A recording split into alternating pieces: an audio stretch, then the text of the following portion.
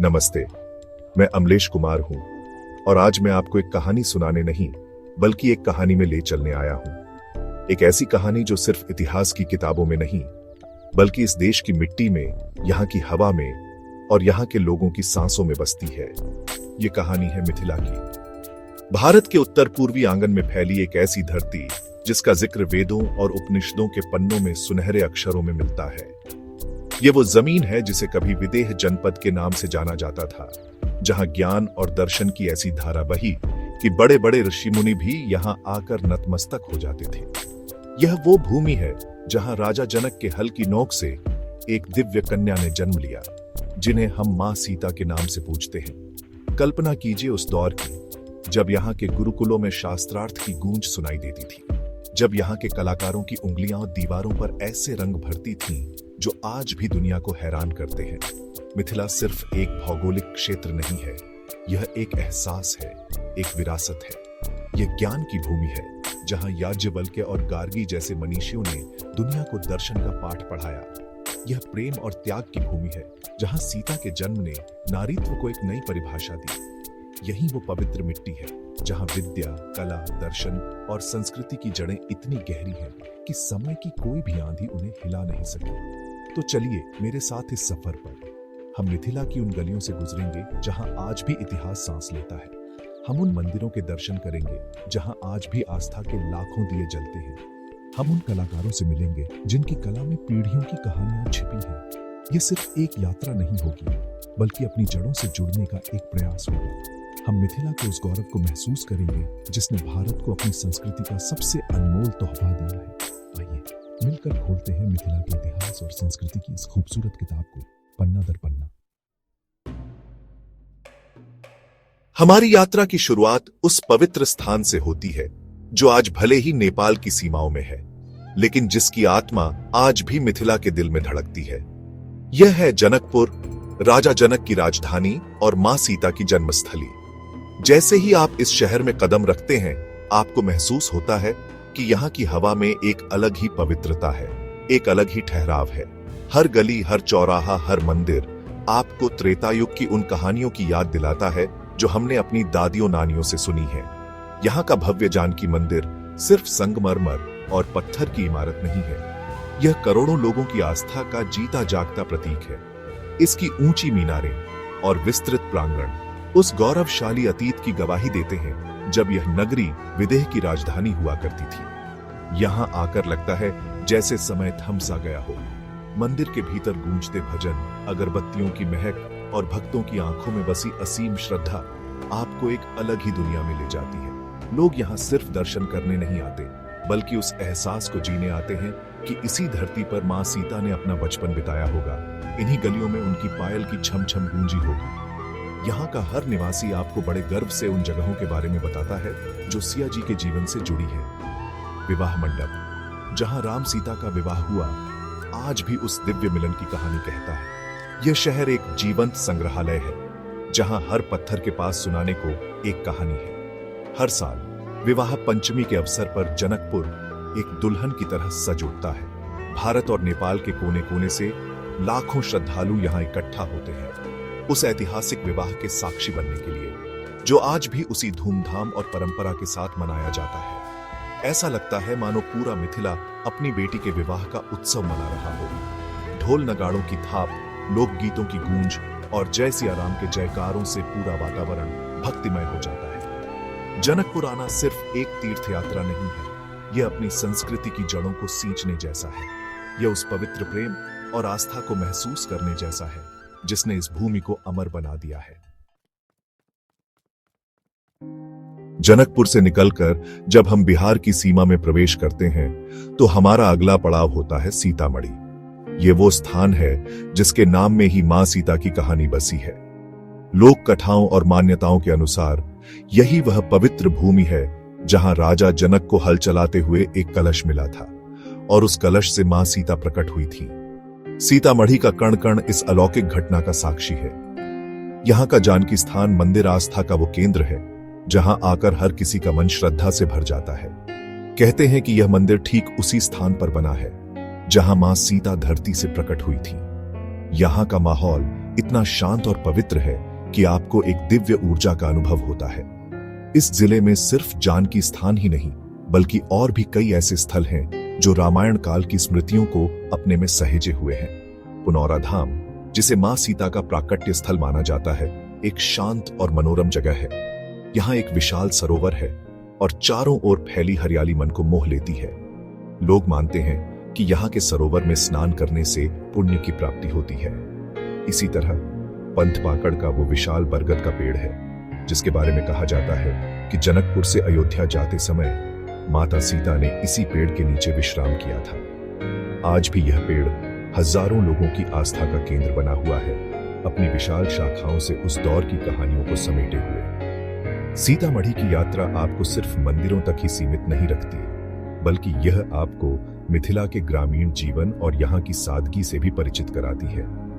यहाँ के लोगों की आंखों में आपको मां सीता के प्रति वही अपनापन और वही भक्ति दिखेगी जो सदियों से उनकी रगों में बह रही है। वे आपको ऐसे किस्से सुनाएंगे जो शायद किसी किताब में न मिले। वे आपको उन परंपराओं के बारे में बताएंगे जो पीढ़ी दर पीढ़ी चली आ रही हैं। सीतामढ़ी की यात्रा करना मां सीता के जीवन के शुरुआती पन्नों को पलटने जैसा है, उस मिट्टी को छूने जैसा है जिसने दुनिया को वैदेही दी।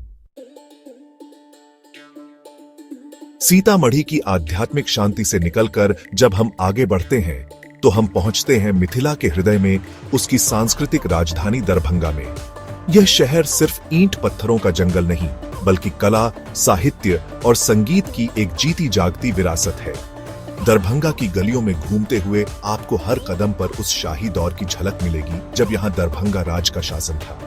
यहाँ के महाराजाओं ने न सिर्फ शासन किया, बल्कि उन्होंने मिथिला की कला और संस्कृति को संरक्षण भी दिया। दरभंगा का किला, जो आज भले ही अपनी पुरानी शान खो चुका हो, लेकिन उसकी ऊंची दीवारें और विशाल दरवाजे आज भी उस रियासत की भव्यता की कहानी कहते हैं। इस शहर की सबसे खूबसूरत धरोहरों में से एक है आनंद बाग पैलेस और नरगौना पैलेस, जो अब ललित नारायण मिथिला विश्वविद्यालय का हिस्सा है। इन महलों की वास्तुकला में आपको राजपूताना और यूरोपीय शैली का अद्भुत संगम देखने को मिलेगा। इनके खूबसूरत बगीचे, फव्वारे और नक्काशीदार खंभे आपको उस दौर में ले जाते हैं जब यह स्थान संगीत और साहित्य की महफिलों से गुलजार रहता था। यहीं पास में स्थित चंद्रधारी संग्रहालय मिथिला के इतिहास का खजाना है। यहाँ रखी प्राचीन पांडुलिपियां, सिक्के, मूर्तियां और दरभंगा राज्य की निशानियां आपको मिथिला के गौरवशाली अतीत से रूबरू कराती हैं। दरभंगा की पहचान सिर्फ महलों और किलों तक ही सीमित नहीं है। यहाँ का कंकाली मंदिर, जो एक श्मशान घाट पर बना है, तंत्र साधना का एक प्रमुख केंद्र माना जाता है। इस शहर में आपको आधुनिकता और परंपरा का एक अनूठा मेल देखने को मिलेगा। एक तरफ जहां विश्वविद्यालय में युवा भविष्य के सपने बुन रहे हैं, वहीं दूसरी तरफ पुराने मोहल्लों में आज भी मिथिला की पारंपरिक जीवन शैली जीवंत है। यहाँ के तालाब, जिन्हें पोखर कहा जाता है, शहर की जीवन रेखा है। दरभंगा की यात्रा करना मिथिला की आत्मा को समझने जैसा है, उस संस्कृति को महसूस करने जैसा है जिसने ज्ञान और कला को हमेशा सबसे ऊपर रखा। दरभंगा से हमारी यात्रा हमें एक ऐसे शहर की ओर ले जाती है जिसका नाम ही उसकी पहचान है, मधुबनी, यानी शहद का जंगल। लेकिन यह शहर अब अपने शहद से ज्यादा उन रंगों के लिए जाना जाता है जो यहाँ की महिलाओं की उंगलियों से निकलकर पूरी दुनिया में छा गए हैं। जी हां, हम बात कर रहे हैं विश्व प्रसिद्ध मधुबनी पेंटिंग की। इस कला की जड़ें इतनी गहरी हैं कि कहा जाता है कि इसकी शुरुआत तब हुई जब राजा जनक ने अपनी पुत्री सीता के विवाह के अवसर पर पूरे राज्य को सजाने का आदेश दिया था। तब से लेकर आज तक यह कला पीढ़ी दर पीढ़ी मां से बेटी तक हस्तांतरित होती रही है। मधुबनी की गलियों में घूमना किसी खुली आर्ट गैलरी में घूमने जैसा है। यहाँ आपको घरों की दीवारों पर, आंगन में और कपड़ों पर हर जगह यह खूबसूरत कला देखने को मिल जाएगी। इस कला की सबसे खास बात यह है कि इसके रंग पूरी तरह से प्राकृतिक होते हैं। हल्दी, सिंदूर, फूलों और पत्तियों से बनाए गए रंग। और इन चित्रों के विषय भी उतने ही पारंपरिक होते हैं। रामायण और महाभारत के प्रसंग, देवी देवताओं के चित्र और प्रकृति के खूबसूरत नजारे। हर पेंटिंग अपने आप में एक कहानी कहती है। मिथिला की संस्कृति, उसके रीति रिवाज और उसकी मान्यताओं की कहानी। यहाँ आकर आप सिर्फ इन पेंटिंग्स को देख ही नहीं सकते, बल्कि आप इन्हें बनते हुए भी देख सकते हैं। कई गांवों में जैसे कि जितवारपुर और रांटी महिलाएं आज भी पारंपरिक तरीके से यह कला बनाती है। उनसे बात करना, उनकी कला को समझना एक अनूठा अनुभव है। वे आपको बताएंगी कि कैसे एक एक रेखा, एक एक रंग का अपना एक मतलब होता है।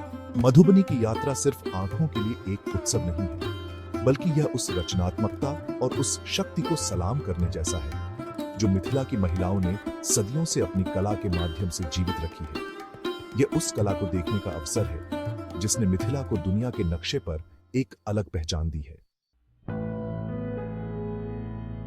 हमारी मिथिला यात्रा का अंतिम पड़ाव हमें दरभंगा जिले के एक छोटे से कस्बे राजनगर में ले आता है। पहली नजर में यह एक आम सा कस्बा लग सकता है, लेकिन जैसे ही आप इसके भीतर जाते हैं, आप इतिहास के एक ऐसे अध्याय से मिलते हैं जो अब खंडहरों में तब्दील हो चुका है, लेकिन जिसकी भव्यता आज भी रोंगटे खड़े कर देती है। राजनगर दरभंगा राज्य की एक उप राजधानी हुआ करता था और यहाँ के महाराजा रामेश्वर सिंह ने इसे एक सपनों के शहर की तरह बसाया था।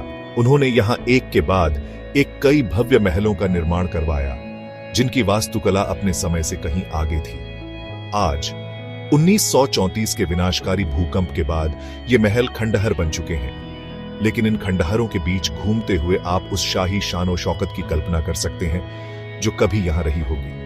नौलखा पैलेस, जिसकी लागत उस जमाने में 9 लाख रुपए आई थी, आज भी अपनी टूटी फूटी दीवारों के साथ खड़ा है। इसकी नक्काशी, इसके मेहराब और इसके विशाल कमरे उस दौर की इंजीनियरिंग और कला का बेजोड़ नमूना है। पास ही में स्थित गिरजा मंदिर और कामाख्या मंदिर, जो आज भी अच्छी स्थिति में है, अपनी अद्भुत संरचना से पर्यटकों को आकर्षित करते हैं। इन मंदिरों की दीवारों पर की गई कारीगरी देखने लायक है। राजनगर के इन खंडहरों में एक अजीब सी खामोशी है, एक अजीब सा जादू है। यह खामोशी आपको उस अतीत से जोड़ती है जो अब सिर्फ यादों में जिंदा है। यहाँ घूमते हुए ऐसा लगता है मानो ये दीवारें आपसे बात करना चाहती हैं, उस गुजरे हुए वक्त की कहानियां सुनाना चाहती हैं। ये जगह इतिहासकारों, फोटोग्राफरों और उन सभी के लिए एक स्वर्ग है जो गुजरे हुए समय की परछाइयों को महसूस करना चाहते हैं। राजनगर की यात्रा हमें यह सिखाती है कि समय कितना भी शक्तिशाली क्यों ना हो, कला और वास्तुकला की छाप हमेशा बाकी रहती है, भले ही वह खंडहरों के रूप में ही क्यों ना हो। तो यह थी हमारी मिथिला की यात्रा।